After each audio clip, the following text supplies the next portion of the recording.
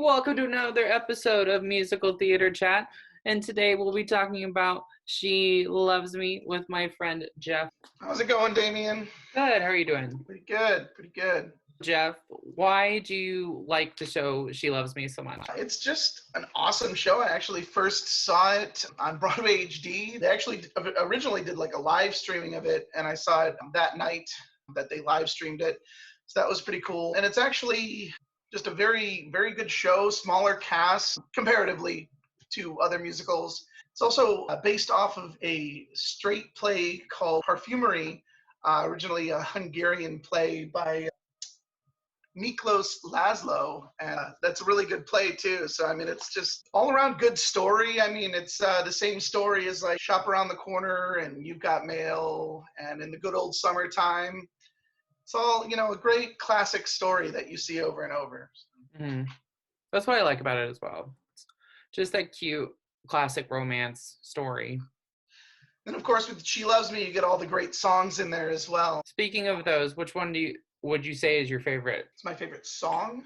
Out of She Loves Me. The Tonight at 8 song. I like that song. It's a good one. Say if I'd have to pick one, might have to be the Vanilla Ice Cream song. That's a good one. My wife really enjoys that song. Because typically sopranos don't get a comedic song. It's normally the altos that get the comedic song. So it's very rare that sopranos get something like that. And also, Lori Benanti in the revival version is amazing with it. Oh, God. She's phenomenal. Yeah. So if you were to be in She Loves Me, who would you want to be? I would want to be Ladislav Sipos. That's the role I would want. He's like the, somewhat older clerk that works there, and he kind of always wants to stay out of trouble, and he's like, I don't know, he's fairly comedic. He's just an all-around good character. So that's the role I would want. If not him, then probably Mr. Marichek himself, the owner of the Parfumery. But my first choice would be Ladislav Sipos. I think you would be really good at that. Thank you. I think if I would have to pick one, it's between George and then I'm forgetting the name of the character, but the one that is in love with Alona, or my two. Kodai. Stephen Kodai, right? Ah, okay. He's the one who's having an affair with Marichek's wife. But he's also kind of dating Alona throughout as well. Yeah, because I always get typecast as the good person, and I never get to play the villain, or like the person that doesn't make good moral decisions. See, and that's the thing too. I feel like you'd be good as Arpad, Laszlo, the delivery kid. Yeah, Arpad's also fun. That would be a really fun role. I feel like I look too old to play that role. Plus, I can't sing Try Me, but that would be a fun role, though. My high school theater was invited by the Gainesville Theater Alliance, and that's currently the one I've seen. I need to go watch it on Broadway HD. I've seen like the clips on YouTube of it, and when they've like. Oh, you haven't watched the one on Broadway HD? Mm-mm. Go watch it right now. Just stop this interview. Go watch it right now. Yeah, no, I need to go watch it.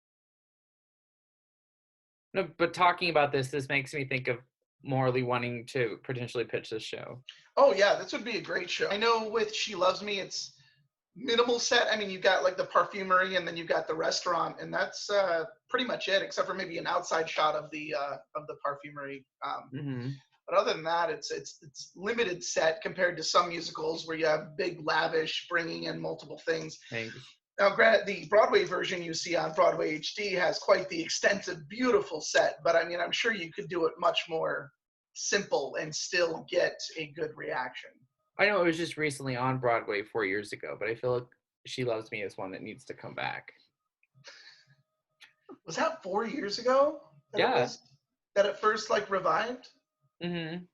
It was revived in 2016. It originally premiered on Broadway in 1963. It was the first show that got to be live streamed, or that was live right. streamed. And I remember that being such a big deal because Heather, my wife, had Broadway HD at the time, and we watched it when it streamed. And it was, I remember there was a ton of technical issues and stuff, so it ended up like we kept having to go back and stuff. But it was, and so they ended up, they were only originally planning on like doing that one live stream, and they ended up keeping it up for like a week because and then of course now it's up there permanently or semi-permanently or whatever. But it was only originally supposed to be up there for the one night, but then because of the complications, because it was their first time live streaming such a big show, they ended up keeping it up there for longer, and we were able to actually sit down and fully enjoy it without any technical glitches, which is nice.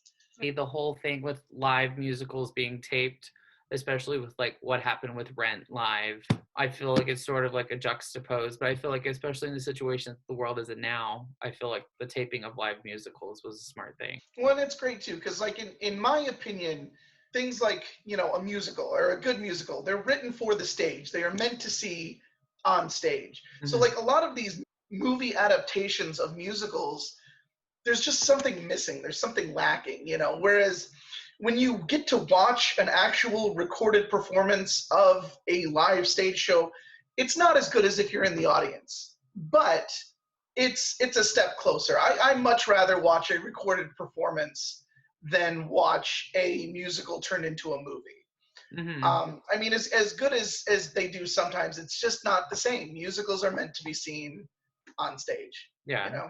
And the other thing with the sitting in as an audience member and the performer, they have the connection. Whereas mm-hmm. when you're watching a movie or even a live taping, you don't necessarily have that.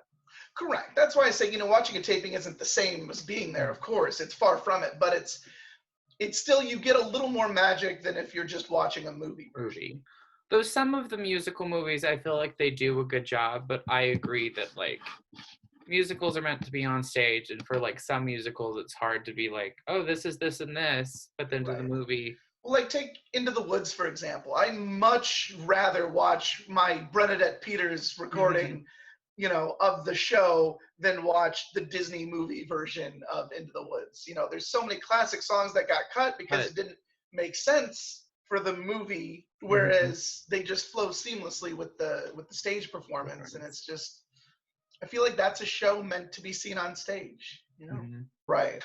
It was Into the Woods, and I love Into the Woods. Mm-hmm. So like by default, I enjoyed it. But like I said, I much rather, like I have that recording on DVD with Bernadette Peters. I would watch that all day, every day. I love, it's like, I love that performance. And I love that it's, it's a staged performance. And granted, mm-hmm. you don't get the same feeling as if you were in the audience, but it's a much better feeling than watching the movie. That's because, if it ain't broke, don't fix it. They mm-hmm. didn't change a lot, which was good in my opinion. Because that's what I don't understand is why, if you have a fan base, why are you going to change it? Why change things? Yeah. When I think they change things to show, we're Hollywood, we're doing a movie, mm-hmm. we can do this, whereas a stage wouldn't be able to do this with moving of sets and whatnot potentially, mm-hmm. which is great and all, but like, again, if it ain't broke, don't fix it. Like, you've got this great formula for the musical. Don't change it just because you can. Mm-hmm. But, I digress. Yeah. Like I said, part of what I love about it is because it's this timeless story that you see again and again. I know I kind of mentioned this earlier. You've got the play Parfumery, which you don't see very often, but that was actually adapted from the Hungarian play by Miklos Laszlo. And then, of course, that just sprung the musical She Loves Me and the movie In the Good Old Summertime with Judy Garland mm-hmm. and the movie The Shop Around the Corner and You've Got Mail. It's all just that same basic story. And I love that it's just, that, you can have this story and retell it a million times, whether it be, most of them are set, in, like She Loves Me and Parfumery. I think Shop Around the Corner. It's all a parfumery, like a perfume shop. But like in The Good Old Summertime, it's a music shop.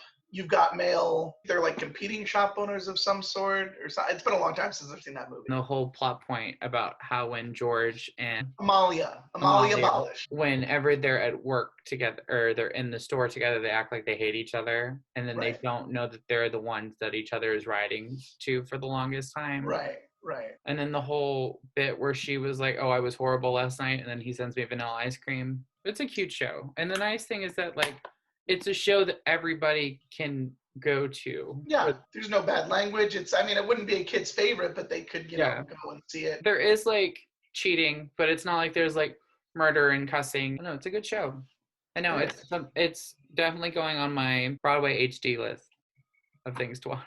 thinking about memorizing a couple new monologues. I should do that. Got to keep my theater up while I'm not in a show. Mm-hmm. Just true. Thank you all for watching and listening to us talk about She Loves Me. As always, stay tuned for more. There's some more musicals that started as books with Adelaide, and there's a couple new recent musicals coming out with a surprise guest. See y'all real soon.